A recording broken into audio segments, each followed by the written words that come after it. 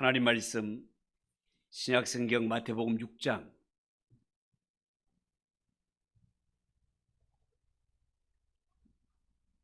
9절에서 13절입니다.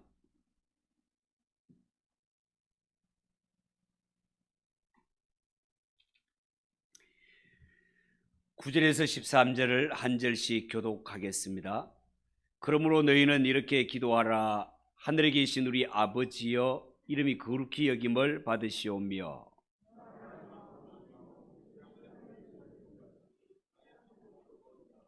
오늘 우리에게 일용할 양식을 주시옵고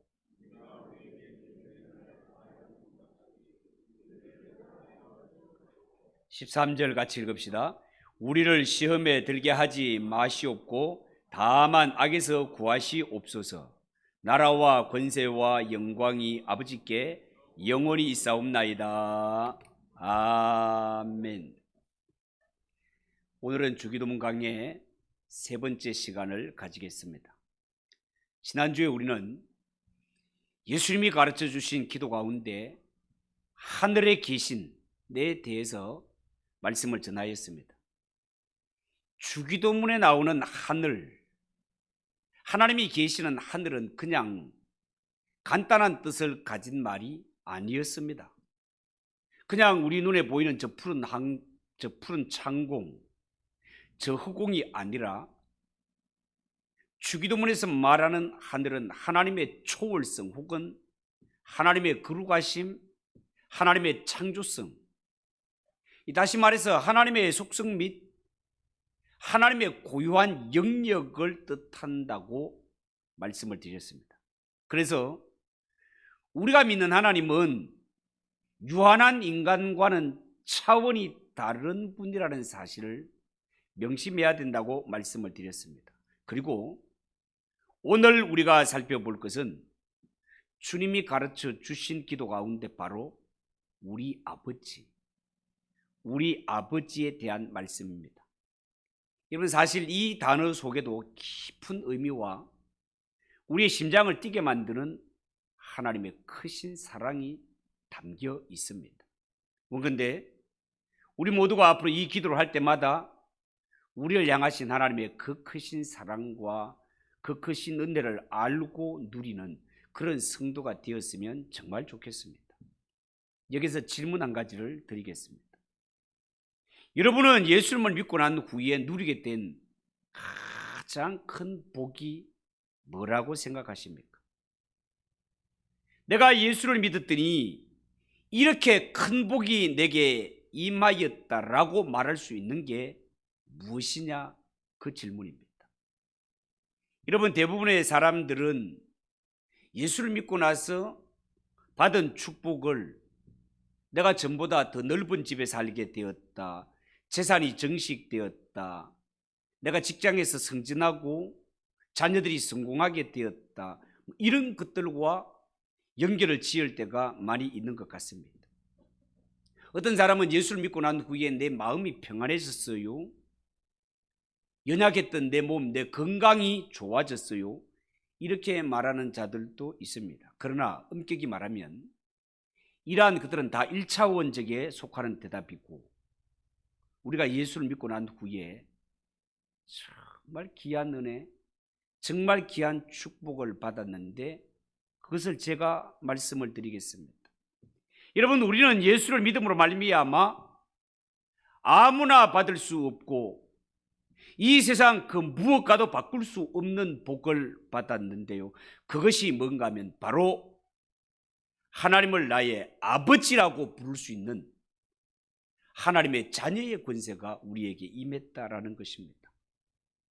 여러분, 이 말이 여러분들에게 좀 허탈하게 느껴지십니까? 아니면 너무 당연하게 여겨지십니까?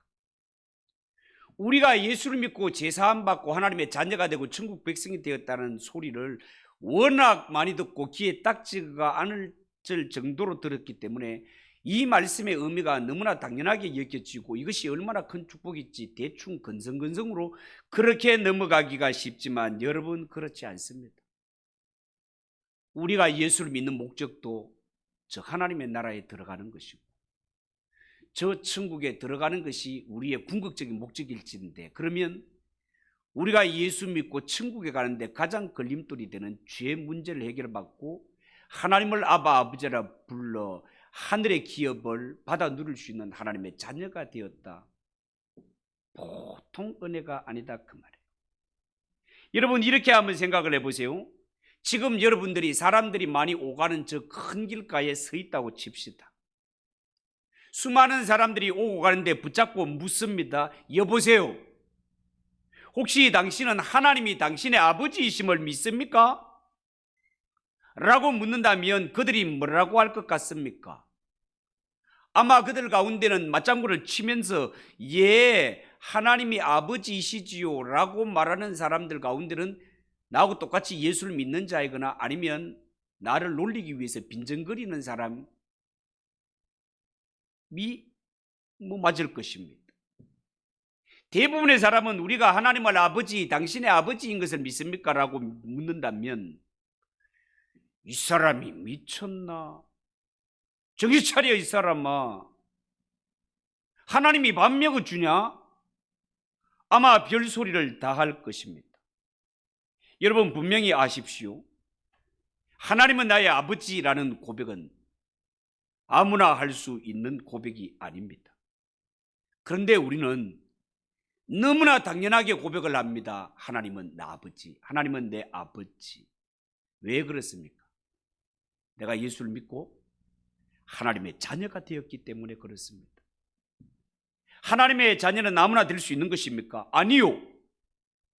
아무나 하나님의 자녀가 되는 것이 아니라 하나님의 자녀가 되기 위해서는 창세 전에 하나님이 나를 택해 주셔야 되는 일입니다.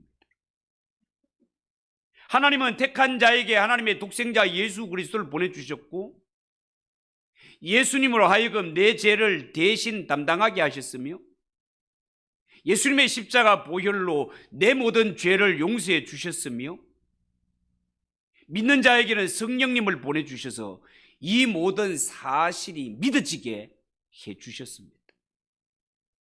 예수를 믿고 하나님의 자녀가 되어 하나님을 아버지라고 부르는 우리에게 이러한 놀라운 은혜, 놀라운 사건이 있었건만 우리가 잘 알지 못하기 때문에 알지 못하니 이 일이 얼마나 감사한지도 몰라 감사할 줄도 모르고 이 일이 얼마나 감격스러운 일인지도 몰라 감격 속에 살아갈 줄도 모릅니다. 여러분, 하나님을 아버지라고 부르는 성도에게는 엄청난 기적이 지나간 것입니다. 엄청난 하나님의 은혜가 임했다 그 말이에요. 현재 내가 하나님을 아버지라 부르고 있는 것이 그 증거다 그 말입니다. 여러분, 우리가 신앙생활을 시작하면서부터 혹은 모태신앙 같으면 어머니 뱃속에 있을 때부터 하나님을 아버지라 너무나 많이 들었고 그렇게 고백해 왔습니다. 너무나 당연하게 불어오다 보니까 하나님을 아버지라 부르는 것이 뭐 그래 대단한 일이고 당연한가 아이가 이런 생각이 들지도 모르지만 유대인들의 관점에서 볼 것 같으면 큰일 날 일입니다. 유대인들은 지금의 우리처럼 개인적으로 하나님을 아버지라고 부르지 않습니다. 아니, 부를 수도 없습니다. 특히 우리가 구약 성경을 볼 것 같으면 유대인들이 하나님을 가리켜 아버지라고 직접적인 표현을 사용하는 곳이 등장하지를 않습니다. 다만 하나님과 이스라엘 백성들의 관계를 언약적인 관계로 보면서 아버지와 아들의 관계로 표현하고 있을 뿐입니다. 출애굽기 4장 23절에 보면 내가 네게 이르기를 내 아들을 놓아서 나를 섬기게 하라 하여도 하나님이 모세를 통해 바로에게 전하는 메시지입니다. 거기에 내가 네게 이르기를 내 아들을 놓아서 나를 섬기게 하라 하여도 네가 놓기를 거절하니 내가 네 아들 장자를 죽이리라 하셨다 하라 하시니라. 이런 표현이 나오는데 이처럼 하나님은 이스라엘 백성들을 상대로 언약적인 관계에서 부를 때 아버지와 아들의 관계를 표현했을 뿐이지 유대인들 개인이 하나님 앞에 아버지라고 부르는 예가 없다 그 말이에요. 이런 면에서 성경을 보면 유대인들은 하나님의 친백성이라고 하는, 하나님의 선민이라고 부르는 그들이었지만 우리처럼 하나님을 직접적으로 아버지라고 부르지 못했습니다. 그러나 어떻게 해서든지 하나님을 아버지로 표현하려고는 굉장히 많이 힘을 쓰는데 그 흔적이 어디에 나타나는가 하면 유대인들의 이름을 보면 나타납니다. 이스라엘 백성들이 자기 이름을 지을 때 부모님들이 혹은 누군가가 이름을 지어줄 때, 예를 들어 다윗의 형 가운데는 엘리압이 있습니다. 이 엘리압이라는 이름을 해석하면 엘리라는 말은 나의 아버지라는 말이고, 압은 엘리는 나의 하나님이라는 말이고, 압은 아버지라는 뜻입니다. 하나님은 나의 아버지라는 뜻입니다.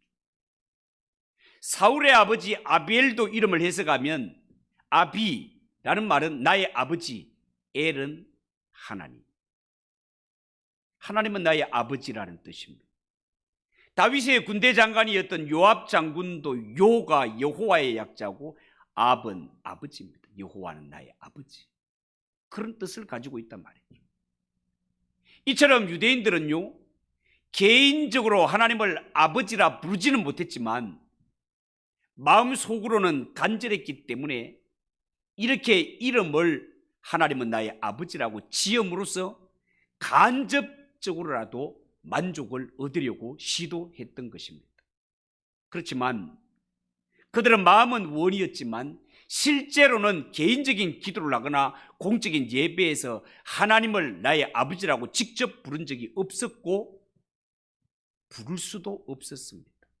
자, 그런데 신약에 와서 예수님은 바로 이런 자들이 누굽니까? 하나님의 선민이라고 자부하는 유대인들 말입니다. 제자들이 다 유대인들 아닙니까, 여러분?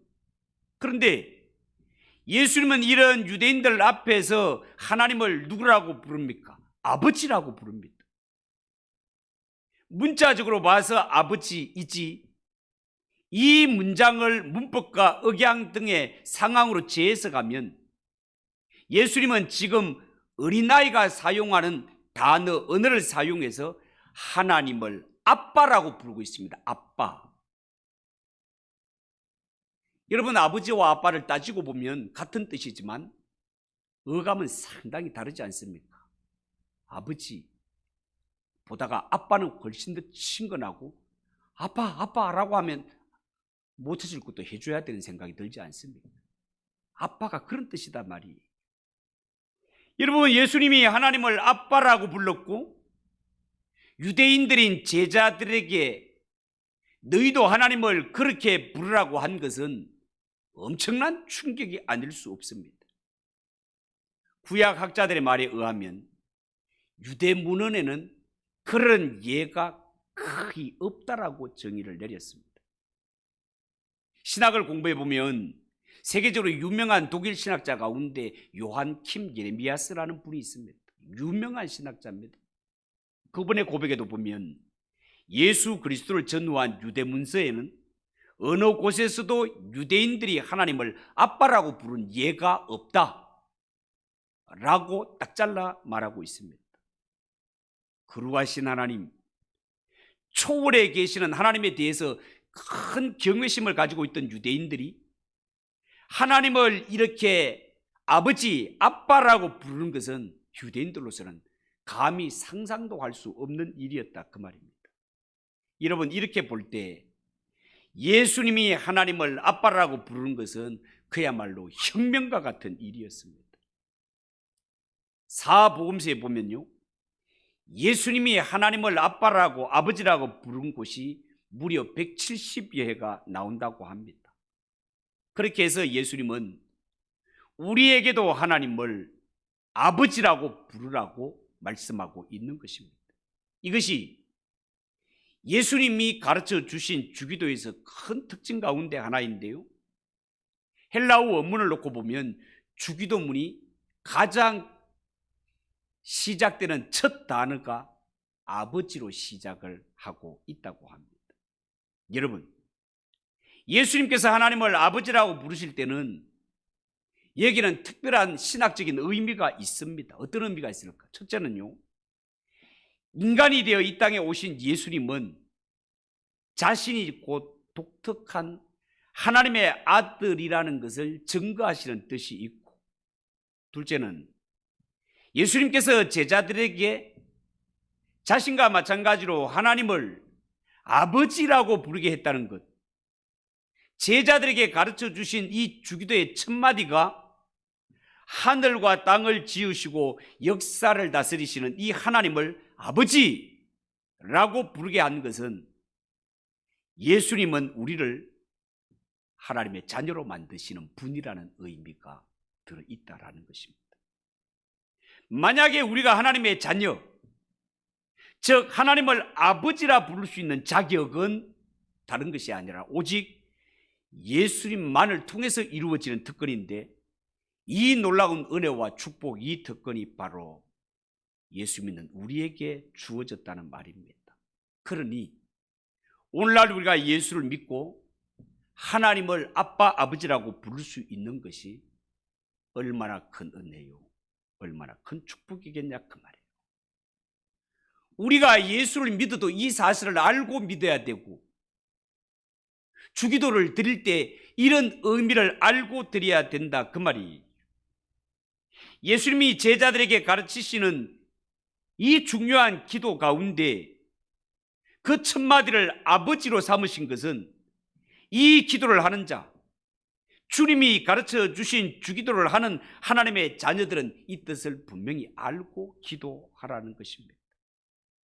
주기도를 하는 자는 나는 하나님의 자녀라는 분명한 정체성을 가지고 기도하라는 말씀입니다. 이러한 정체성도 없이 하나님께 기도하는 내가 누구이며 나의 기도를 받으시는 하나님이 나에게 어떤 분이신지를 알지 못하고 드리는 기도는 그야말로 허공을 치는 메아리, 그냥 불신자들이 주문을 외우는 것과 다를 바가 무엇이 있겠느냐라는 거예요. 그래서 적어도 하나님의 자녀된 우리가 하나님 앞에 이 주기도를 드릴 때는 내가 하나님 앞에 어떤 자인가를 알고 내 기도를 받으시는 하나님이 나에게 어떤 분이신가를 알고 기도하는 것이 하나님 아버지라는 말 속에 들어있다는 것을 알았으면 좋겠습니다. 여러분, 유대인들에게 하나님은 전능하시고 위대하시고 인간에게 분노하시는 하나님으로 알려져 있습니다. 죄를 심판하시고 분노하시는 하나님의 진노를 누그러뜨리기 위해서는 우리 인간편에서 제사를 드리기 위해 얼마나 열심을 다했습니까? 그런데 예수님은 제자들에게, 우리에게 주님의 기도를 가르쳐 주시면서 하나님을 아빠, 아버지라고 부르게 하셨습니다. 로마서 8장 15절에 보면 이런 말씀이 있어요. 너희는 다시 무수와는 종의 영을 받지 아니하고 양자의 영을 받았으므로 우리가 아빠, 아버지라 부르짖느니라, 그렇게 말했습니다. 양자는 본래 그의 아들이 아니었지만 법적인 조치를 취하여서 아들이 된 것이죠. 우리는 본래 하나님의 자녀들이 아닙니다. 마귀를 주인으로 삼았던 자들입니다.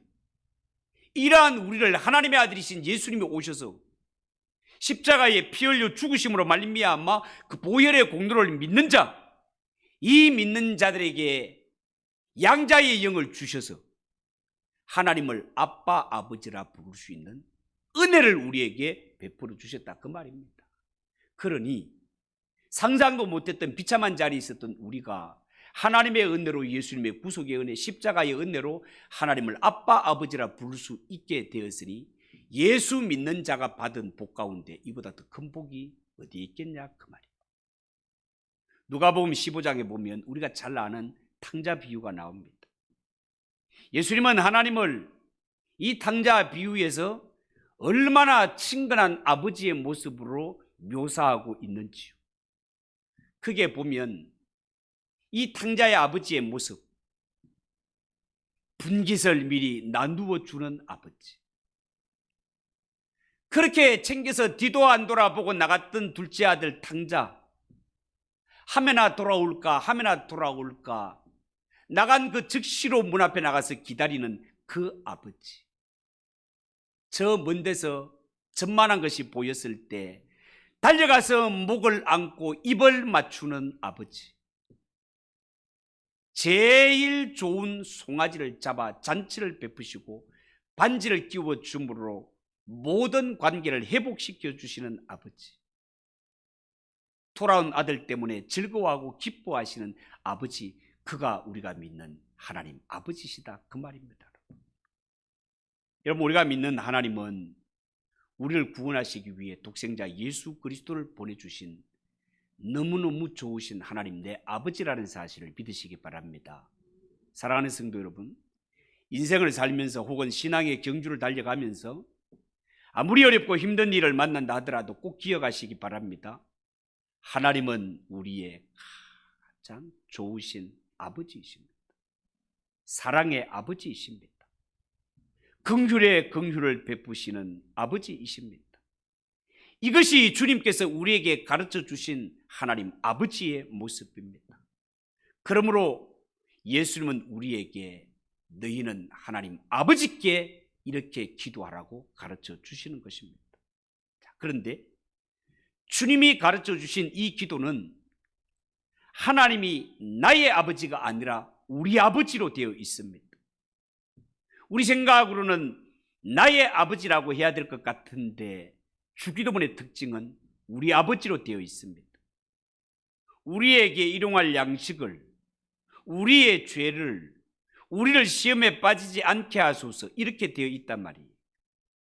그러면 왜 예수님은 나의라는 말 대신에 우리라는 복수 형태를 쓰셨을까요? 두 가지 이유가 있습니다. 첫 번째 이유, 당시의 바리새인들의 기도 때문에 그렇습니다. 누가복음 18장 11절 12절에 보면 거기에 바리새인의 기도가 나오지요. 바리새인은 서서 따로 기도하여 이르되 하나님이여, 나는 다른 사람들 곧 토색 불이 가늠하는 자들과 같지 아니하고 이 세리와도 같지 아니함을 감사하나이다. 나는 일에 2번씩 금식하고 소득의 11조를 드리나이다. 여기에 바리새인의 기도의 특징은 내가 중심입니다. 이런 나만의 기도는 남을 무시하게 됩니다. 유대인들 같으면 율법을 지키지 않는 자들에게 대한 교만한 태도를 취하게 됩니다. 예수님은 기도를 가르쳐 주시면서 이러한 교만한 자세로 기도하는 것이 옳지 않음을 보여주시는 것입니다. 그래서 나만을 위한 개인적인 교만의 기도가 아니라 우리의 기도를 드릴 것을 가르쳐 주고 있습니다. 둘째는 우리 기독교 신앙은 함께하는 신앙이기 때문에 그렇습니다.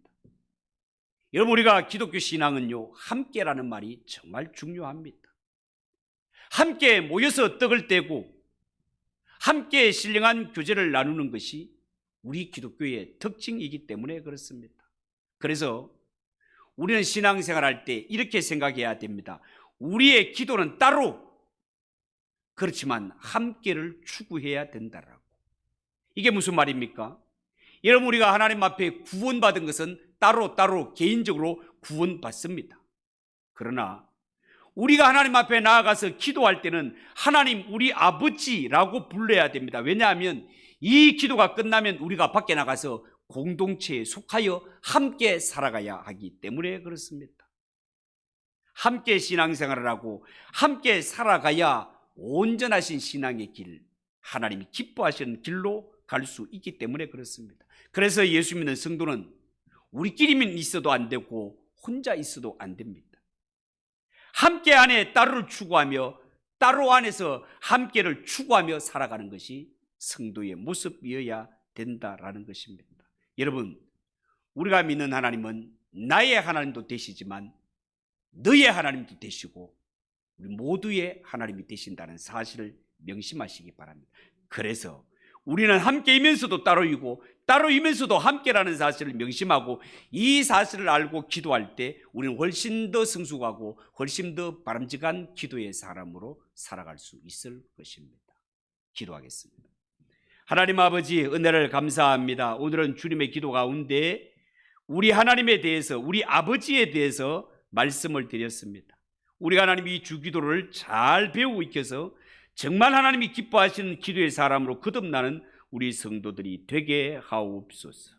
예수님의 이름으로 기도하옵나이다. 아멘. 364장 찬송하겠습니다.